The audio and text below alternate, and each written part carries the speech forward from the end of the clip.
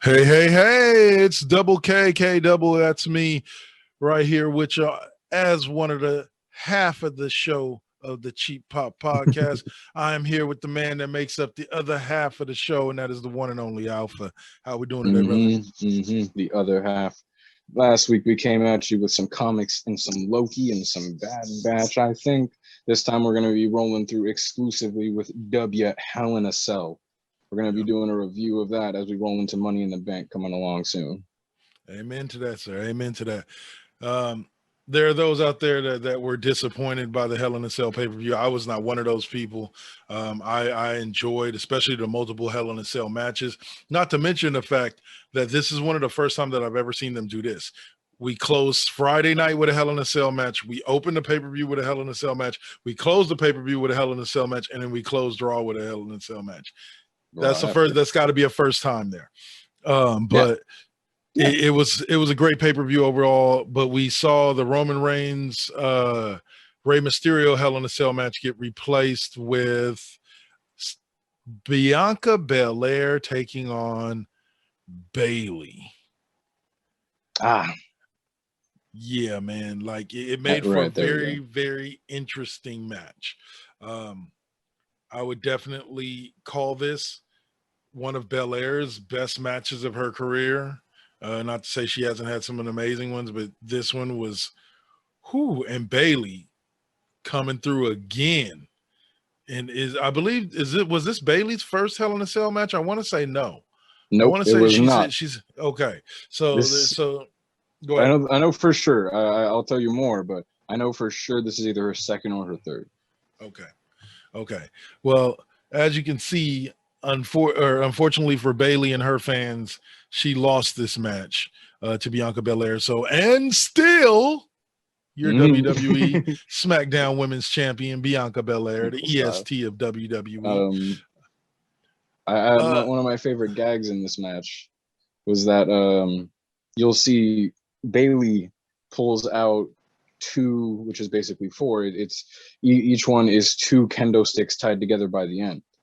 She pulls out two of those.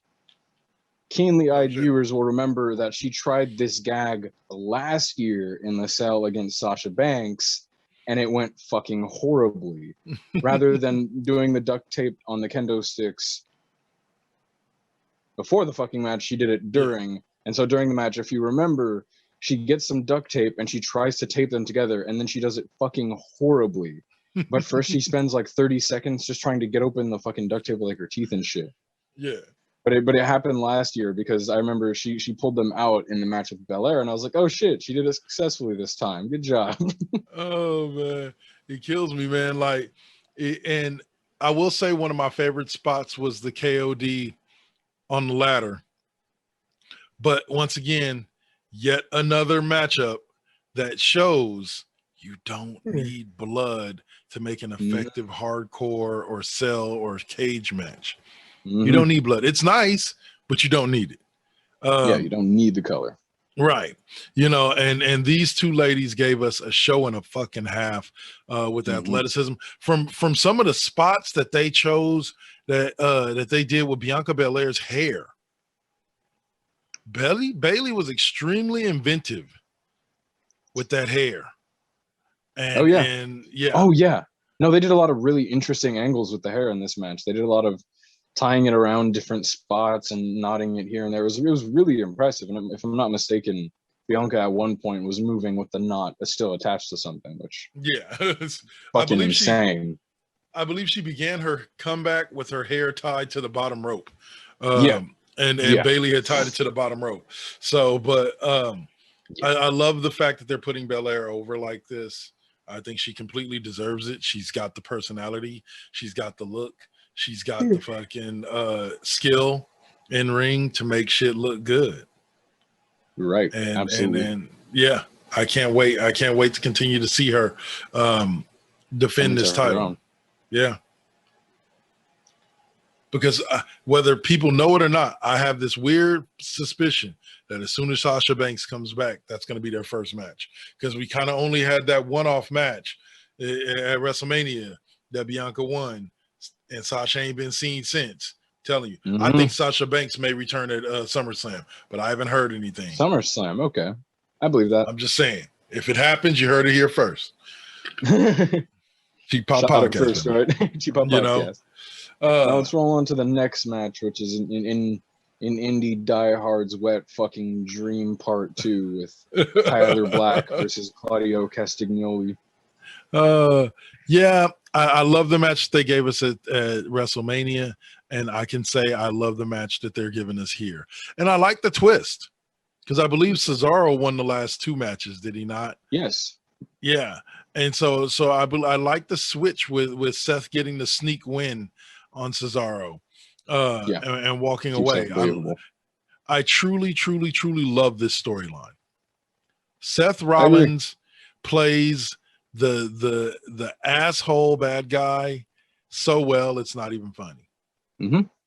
At least they had the courtesy to in kayfabe write it in as now he's attacking Cesaro because Cesaro attacked Reigns.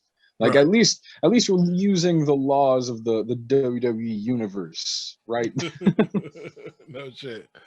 And what they can give us and what they always give us in ring is A+ work, no matter who wins. Yeah. You know, what they give us is A+ work, and it's been proven time and time again. And Seth Rollins, I don't understand how anybody ever says that WWE wrestlers can't wrestle when a man like Seth Rollins exists within the WWE. Mm-hmm. Mm-hmm. That man can wrestle his ass off no matter who you put him in the ring with. He can make them look good, and he can make himself look good. He reminds me of, and follow me here, he reminds me of HBK. Because as much of an asshole as HBK was in ring, you could put him in that damn ring with just about anybody, and they give you a 5-star match. But go ahead. Exactly. Not to delve too much into that, just to skim over it a bit. I've said for years and years that Roman Reigns was not the guy, and what I mean by that is not Roman Reigns is not talented enough to be the guy, or Roman Reigns is not good enough to be the guy. Roman Reigns is not your John Cena. He is not your Stone Cold. He is not your Hulk Hogan. Roman Reigns is your Randy Orton of this generation. He is going to be the big, brooding badass that you shouldn't be able to tell whether he's a good guy or a bad guy or not. Whereas Seth can dominantly do both in fucking spades. Given that it usually takes him doing them on accident to do it right. But hey, we've put the man in the ring with anybody from Sting to Finn Balor to Triple H to Triple H, and he's given us all-star performances left and right. And I thought, like you said, with their history as far as both being good top indie guys, this was a dream matchup for a lot of people, and we got 16 minutes worth of love and fucking and people just making wrestling exactly. There's a difference. But they have moved. I think they are moving Seth off, just to talk a little bit about what he's doing right now, off of the Cesaro train. And it looks like the rumored matchup between him and Edge may be happening at SummerSlam. Give it to me. If you've been watching SmackDown the last couple of weeks, then you know that you'll know that they've kind of been setting that up. The most recent weeks of Seth Rollins thought he was going to be the one to face Roman Reigns for the belt at Money in the Bank, and it ends up being Edge. Like I said, I don't really see Roman Reigns dropping the belt until at the earliest SummerSlam.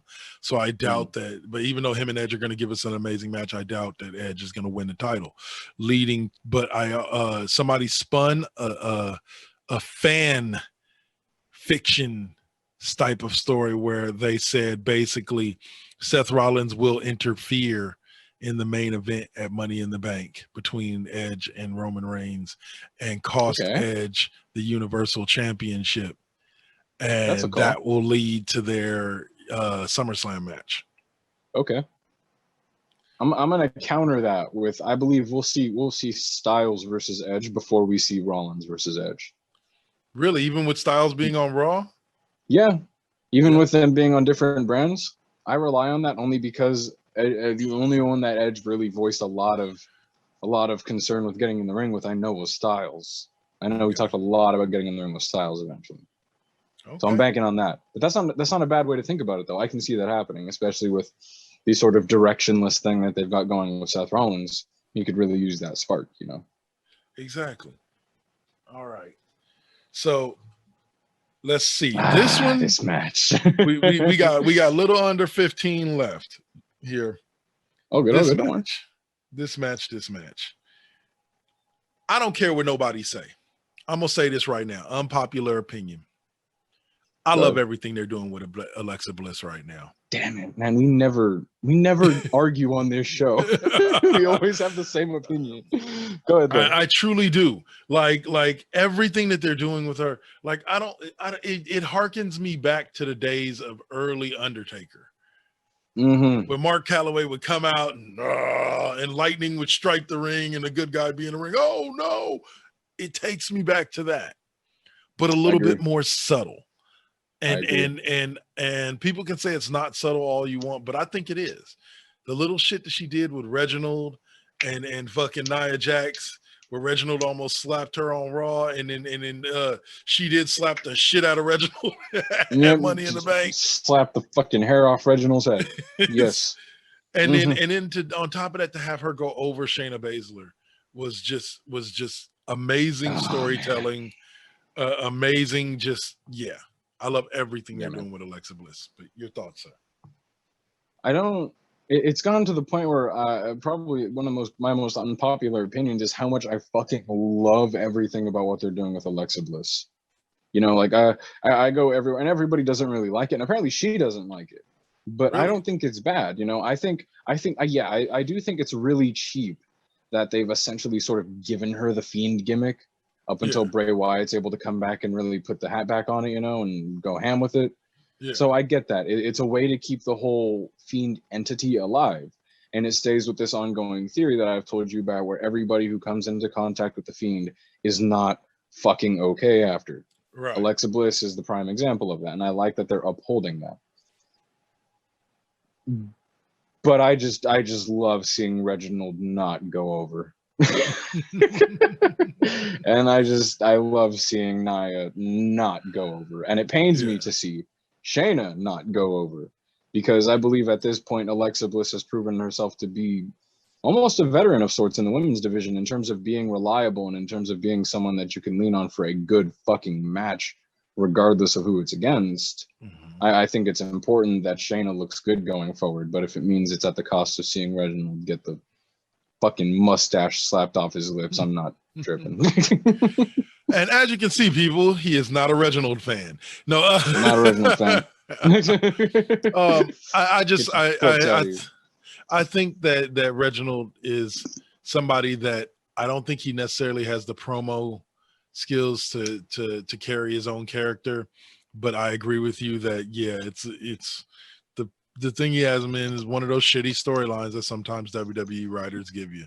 But as far as Alexa Bliss goes, like, I like the whole idea of her kind of being this twisted little, and to be honest with you, it kind of left me wanting, to be honest with you, her to team up with Nikki Cross again, because Nikki Cross and her superhero gimmick, and then Alexa Bliss and her like dark daughter gimmick, I think would work very well together.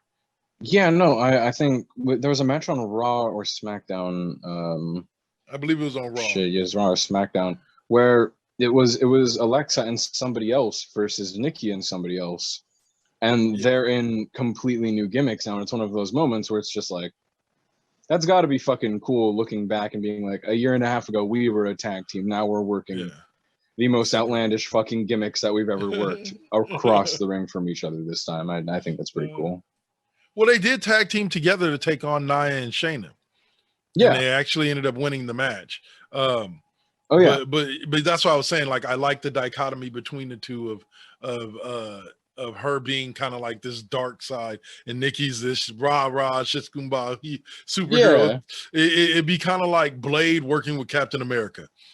Literally, you get what I'm saying? Like, so like, but it's something that, yeah, that's it. I enjoy Alexa Bliss. I enjoy what they're doing with her. I just hope that they continue when the Fiend comes back. Either they pick up the feud between those two, and maybe Mm-hmm. she possesses one of the male wrestlers to kind of come to her side and wrestle for Okay. her. Okay. But she possesses a champion to face the Fiend for her, because sorry, no, like the Randy Orton versus Alexa Bliss was nice enough because it was kind of obvious it was the return of the Fiend. But Yeah. but And like, because Randy beats women, but yeah, but yeah, so but we really would need yeah, like her, if she's gonna face off with the Fiend, we really need, which would make logical sense after the last time we saw the Fiend was at WrestleMania when she turned on him. So it would yeah. make a lot of sense for the Fiend to come back after her. But then, like I said, you have to give her a champion. You have to give her a male champion to be able to get in the ring and fight Oh, for man. her. See, here's the thing. Despite the fact that it's impossible right now, if you look back on who the Fiend has affected inadvertently since becoming the Fiend, the perfect person for that to be would have been Braun Strowman. I was just thinking the exact same thing. Yeah. The Braun would have and definitely. given his history with Alexa, there is so much built in fucking depth to that right away just from the years of their career that would have been a total cash in. So sad, even more now in retrospect. Fuck. It's okay. Hopefully we'll find somebody. We'll find Yeah, somebody. a lot of Um, options. A lot of options. all right, so we got a little bit of time left at the end of this segment before we go to commercial break, and then we'll come back to talk the last 3 episodes in the main event. Was reading an article Mhm. earlier this week, and it was talking about how Bruce Pritchard was saying that they really did, even Vince McMahon himself, they really did not want Vince to be the higher power in the Oh yeah, in the storyline from corporate ministry. the it was me Austin, all along. Yeah, Yeah. Like they like not even Vince, like they all they thought it would have been a great way to debut a new character, which by the way, we'll shoot this down right off the back. There was rumors at one point that it was Christopher Daniels, but Christopher Daniels said he was not that Christopher Daniels said that he was not in any way in talks with WWE at that time. So oh my god, I'm sorry. Like it's not possible, and that never would have happened. But think of the fucking universe wherein what was that 2002, 2001? yeah. Think of the fucking think of the timeline that you would be in if that hood comes down and it's Christopher fucking Daniels. Oh my Well, god, the rift in the timeline that would create, bro.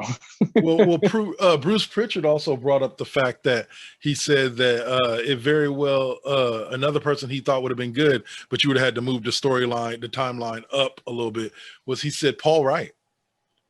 He said Big Show would have been he's like would have been an amazing reveal.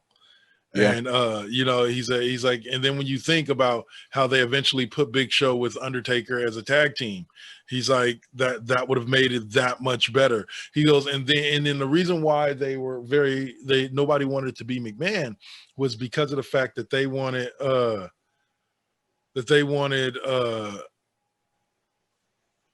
to be able to build somebody, and then also to have McMahon, the whole McMahon Austin team thing go for a little bit longer before McMahon turned on Austin. You're right. It just brought it all to that peak too quickly. That sucks, man. It sucks. That really that reminds me of the really how WWE's problems are really more of a constant thing rather than a new thing, and what I mean by that is, people are like, oh, they blowed up their roster by taking up too many people and then doing nothing with them. Yeah, what do you think Paul Orndorff and Mr. Perfect were around for 30 years ago, dude? Yep. They've been in this game for years. But they have a consistent problem of not waiting and letting things brood properly, and that makes me think of how Summer of Punk, CM Punk leaves with the WWE title, so they hold a whole new tournament, and CM Punk is back in 2 weeks. Yeah, that didn't make any damn sense to me. Like I enjoyed the storyline, but it just kind of took a lot of the steam out of what was going on at that moment. You know what I'm saying? It took a lot of steam out of it. Yeah. I think it would have been better to have Punk disappear till like the next major pay-per-view. Even for like a month, right? Yeah. All right. So let's see. All right. So we'll wrap it up there. We can come back after the break, talk the last 3 matches. What else can we talk? Well, we'll come up. We'll talk some NXT as well, if time allows.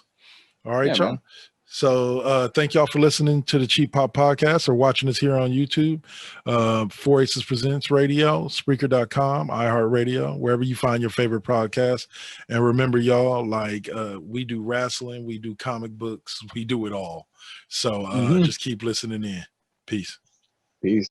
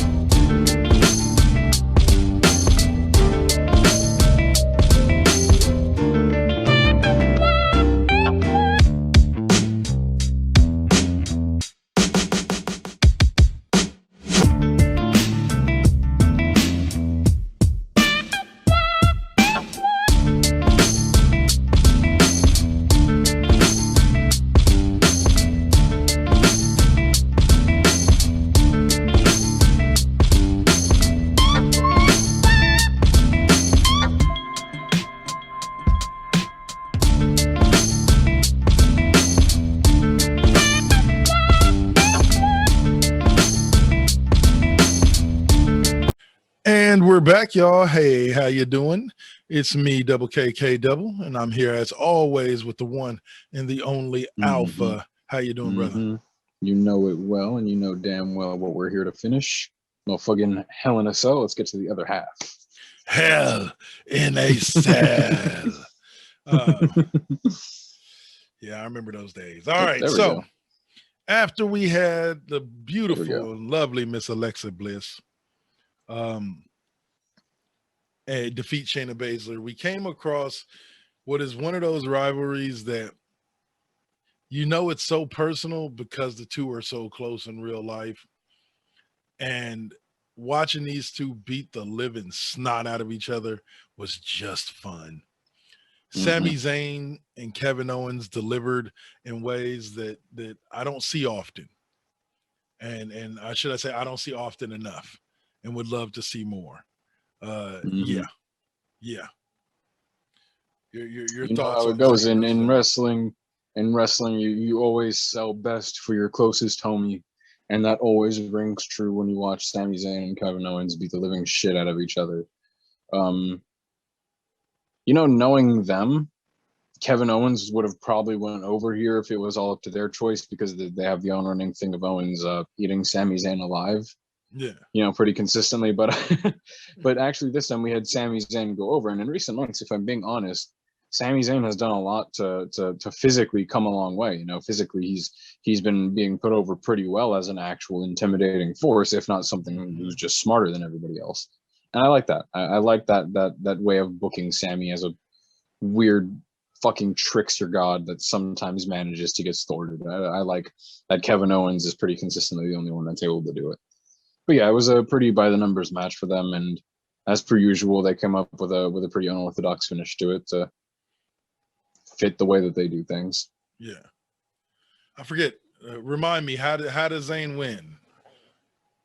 If I'm not mistaken, he actually either landed the haluva kick or rolled up and pulled the trunks. Unless I'm thinking of something else. Man, like I remember a lot of what happened during the match because those two are just, but not to center on that. It was a great match, but I don't know if you caught the Money in the Bank qualifying match this past Friday between the last man standing match between Zayn and Kevin Owens. I've seen people take beatings. I've never seen two people take equal beatings in the same match until now.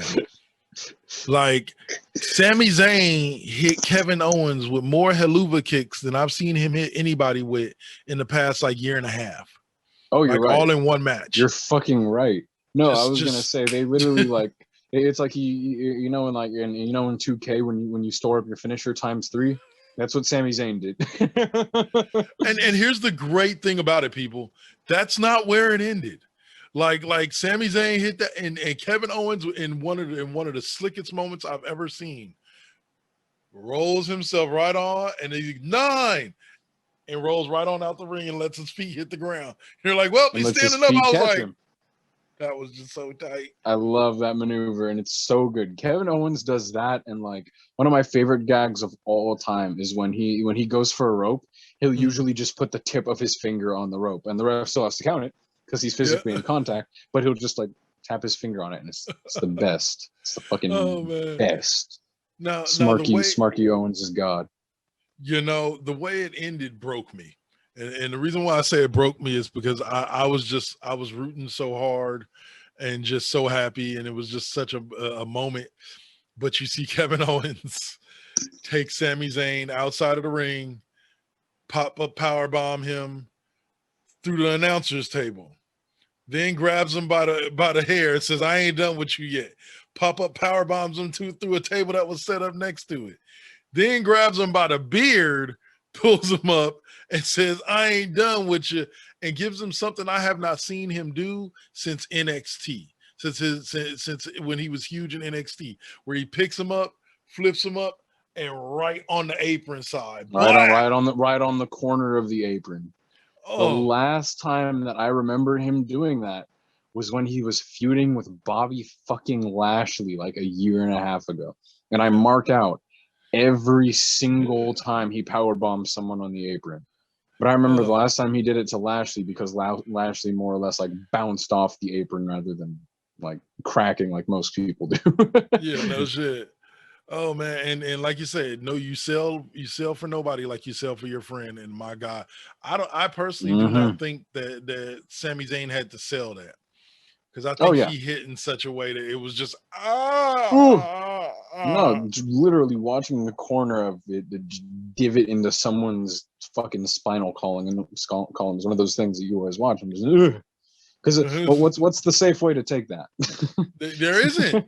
This is what I don't understand when people use the word fake. There's certain things that they do that just, it ain't no safe way to take that. When Kevin Owens got flipped over the top thing and through 2 tables and landed on the ground, like there's no safe way to take that. You just got to hope you don't kill yourself.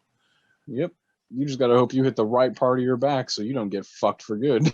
Exactly. So, okay. So we can move on from that one and talk a little bit about this Charlotte Flair and Rhea Ripley match.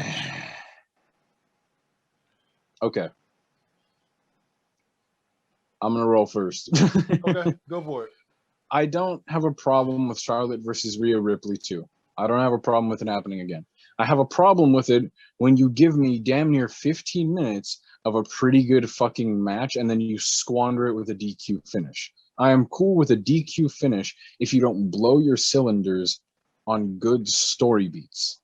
And they did. They blew really good story beats that they had going with that match, and they squandered it on a DQ finish. And so my thing is that this better pan out better in a 3 or something. Otherwise, this is just going to look rightfully fucking stupid. This is just going to be one of those. It looks like they booked it just because they needed to 50-50 book someone and play even kind of moments if they don't follow through on. I 100% agree with you in the fact that here, Well, in this sense, I understand that they're not ready to take the belt off of Ripley. Yeah. But to have her lose by DQ was kind of a cop-out to me. Yeah. After such an amazing match. Maybe if it had been a quick match and then she won by DQ, like an 8-minute match or something like that, she won by DQ, I might be more accepting of it. But when you gave us that much beautiful wrestling and that much beautiful storytelling, and you end it with Rhea Ripley just basically taking the top of the announce table. And here's the thing that gets me is that, okay, if Rhea Ripley's going to get disqualified, let it be for something that a ref would really disqualify. Because you know how many matches I've seen people like use the top of that thing to hit their opponent and it wasn't a no DQ match and they didn't disqualify him? I'm not understanding. Like, you really got to set that barrier there for me, because at the end of the day, it seemed like she got disqualified for something that really shouldn't have gotten her disqualified. Yeah. But it is what it is. They gave us this DQ. They're obviously going to continue the feud. Basically the triple threat match at WrestleMania Backlash was just kind of passing the torch from feuding with Asuka to feuding with Charlotte Flair. If you really watch it, you know what I'm saying? She pins Asuka, leaving Charlotte the opportunity to say, well, I was never pinned. And then Charlotte gets her rematch 1-on-1 and then she wins it. So they're obviously going to continue this on. I was feeling once again that this is going to be a feud that continues on till WrestleMania. Yeah, not WrestleMania, SummerSlam. SummerSlam, up until the next Big Five. Right. Yeah, you're right, and not only just that, but I hate to be that dude, but if nobody else is going to say it, I'm going to do it. Like, Charlotte is not taking the fall for anybody over the past 3 years. It has gone to the point where Charlotte is so well protected, she doesn't lay on the mat for anybody. And that's a big no-no. Yeah. That is a big, big, big no-no, because now there are only so many times where you can walk into a bout like this, and it really does look like one of those moments where they were like, all right, we got to have Rhea retain the title, but we got to make sure that Charlotte still goes over somehow. Yeah. And more importantly, someone doesn't go over Charlotte. Yeah. Put it that way. And it's not just, this isn't the first time, it's a consistency thing now. And that's a problem. Yeah, and like I said a million times, if everybody wants to tear Randy Orton down, you want to tell John Cena down, you want to tear Triple H down for doing this, that's fucking fine. You just got to do it when Charlotte does it too, because Charlotte, be consistent. Charlotte went through the main roster, finished her run, not putting anybody over, went to NXT, and then lost the NXT championship without putting the champion back over on her way out, and has now came back to the main roster, and since being back, has yet to do anything other than still go over, despite not being a part of the title scene. Yep. That's not good. That's not good, especially considering Rhea Ripley is still, and has voiced that she is recovering from the momentum stoppage that did. All right. So think of the bigger picture, ladies. Go ahead. Yes. On that note, I'm going to move us forward to the main event, which was Drew McIntyre's last chance, Hell in a Cell match for the WWE Championship. I enjoyed this match a lot more than I thought I would. Oh my God, me too. We're seeing Lashley versus McIntyre for basically the third pay-per-view in a row. And people, let me just state this. I'm sick and tired of the people that bitch about the same matches every week or the same matches from pay-per-view to pay-per-view. And the reason why I'm sick and tired of it is you obviously do not realize long-term storytelling and what that is. Long-term storytelling means you're going to see this person versus this person, unless it's a faction versus a faction. If it's one person and one, you're going to see those people in multiple types of matches, but they're always going to be facing off, or every now and then they may throw them in a tag team together. But long-term storytelling means you're going to see these two people face off for an extended period of time, 30, 60, 90 days. Consistently. Yeah. I'll use a quick side example. Everybody was booing the loss by Zelina Vega this week on SmackDown. I was cheering it because they're trying to build a star in Liv Morgan. That's why you have her go over Carmella. That's why you have her go over Zelina Vega. Their spots are secured. They're in the title match. She's trying to work her way there. They're building a long-term story, and you guys are bitching about it every step of the way. And that's what's getting on my nerves. But anyway, I feel it though. You're right. But I believe this was Lashley's first Hell in a Cell match. I believe so. Yeah. Yeah, it is. This is his first time in a cell because he competed in the Extreme Chamber that nobody liked years ago. But this is his first time in a cell, if I'm not mistaken. In Hell in a Cell. And let me say that man showed up and showed out. Him and Drew McIntyre. I remember them showing Drew McIntyre's back at one point. Me just kind of going, ooh, oh my god. Yeah, man. Like they beat the holy snot out of each other from chucking each other, spearing each other, and claymoring each other.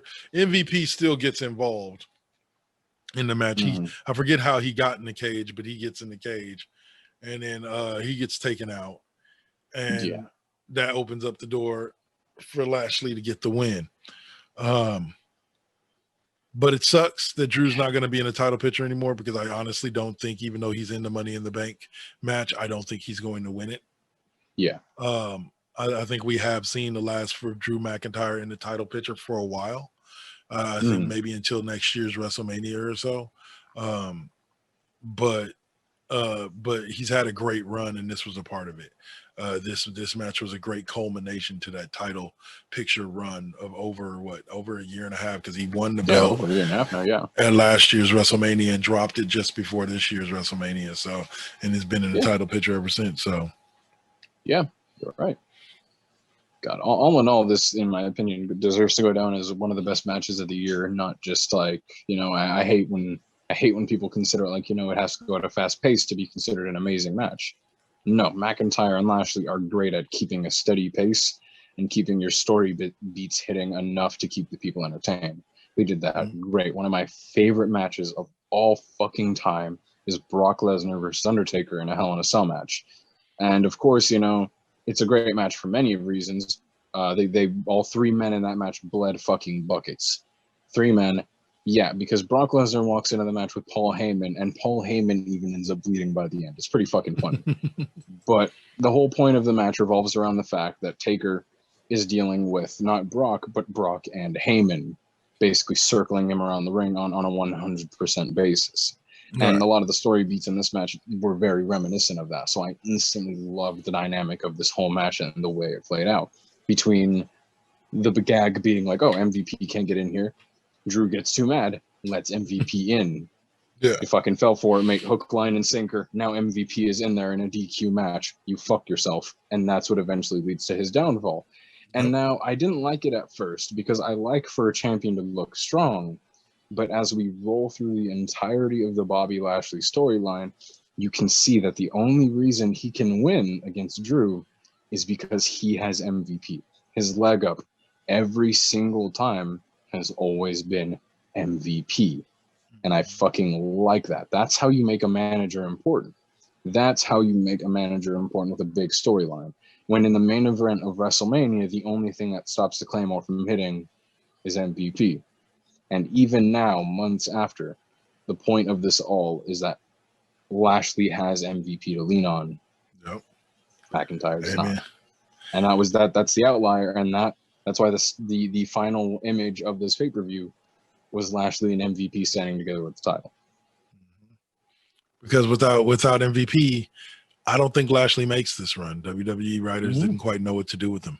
So in a figurative and in a storyline sense, MVP has been the reason why we have the Almighty Era. Like, of course, what Lashley does in ring helps, but absolutely. It helps that Lashley is a world-class fucking athlete or some shit. So let's see. All right, so just an update.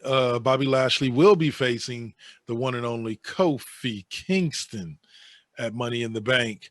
for the WWE title, a match. Unfortunately, I do not expect Kofi to win, but it's going to be nice watching the two go head to head. Yeah, man. All right, brother. So update us on the NXT.